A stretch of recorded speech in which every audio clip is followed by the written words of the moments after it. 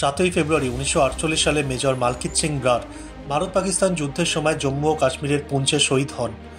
15ই August 1918 সালে জন্মগ্রহণ করা ব্রার 1941 সালে ভারতীয় সেনাবাহিনীতে যোগ দেন।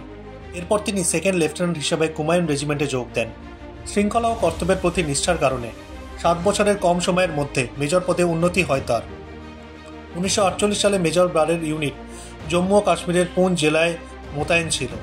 1947 সালে শুরু হওয়া পাকিস্তানের সঙ্গে যুদ্ধ তখনও চলছিল।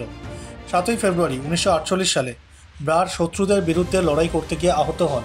পরে আঘাতের কারণে মৃত্যু হয় তার।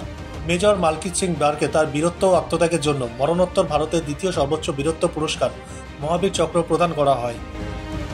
7ই ফেব্রুয়ারি 1992 সালে ভারতে নির্মিত প্রথম সাবমেরিন আইএনএস শালকি ভারতীয় নৌবাহিনীতে অন্তর্ভুক্ত হয়। আইএনএস শালকি শিশুমা শ্রেণীর ডিজেল ইলেকট্রিক সাবমেরিন। এই প্রথম দেশীয়ভাবে নির্মিত সাবমেরিনটি 30শে সেপ্টেম্বর 1989 সালে মুম্বাইতে লঞ্চ করা হয়। আইএনএস শালকি নির্মাণ করে মাঝগাঁও ডক লিমিটেড। ভারতীয় নৌবাহিনীর কাছে শিশুমা শ্রেণীর 4টি সাবমেরিন রয়েছে, যা 1986 সাল থেকে 1994 সালের মধ্যে নৌবাহিনীতে যুক্ত করা হয়। আইএনএস শালকির দৈর্ঘ্য 211 ফুট, প্রস্থ 21 ফুট এবং গভীরতা 20 ফুট। 7ই ফেব্রুয়ারি 1935 সালে বিখ্যাত বোর্ড গেম মনোপলি কপিরাইট করা হয়। এটি মার্কিন উদ্ভাবক চার্লস ড্যারো তৈরি করেছিলেন। ভারতে এটি বিজনেস গেম নামে পরিচিত।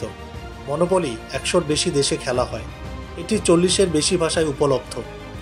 এই গেমটি দীর্ঘ সময় ধরে চলতে পারে। সবচেয়ে দীর্ঘ মনোপলি গেম 70 দিন পর্যন্ত চলেছিল।